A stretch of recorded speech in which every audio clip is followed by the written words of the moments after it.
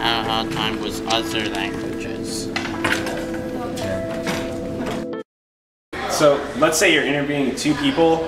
One of them is very qualified, but he kind of has an accent. You can't really understand what he's saying. He seems like he has bad grammar.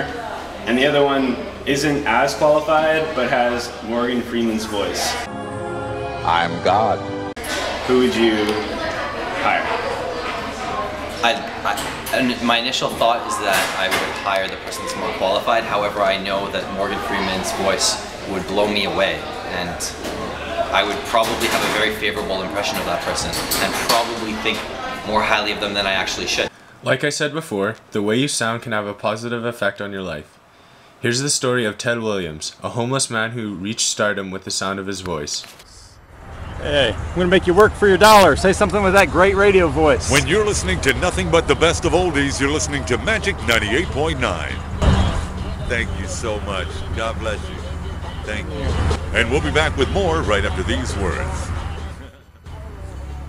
And don't forget, tomorrow morning is your chance to win a pair of tickets to see this man live in concert.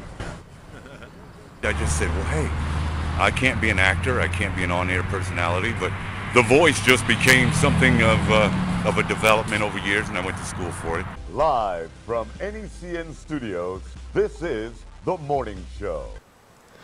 Ted now works for NECN, a morning show in England, and has made millions off his career.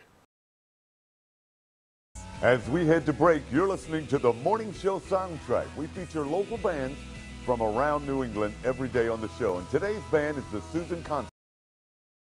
The things you learn in subjects like science, math, and socials will help you get a career in that field. But the things you learn in English will help you every day of your life.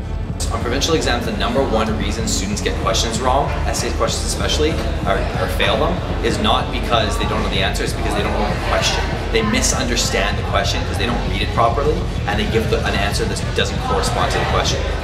Well, I hope we didn't.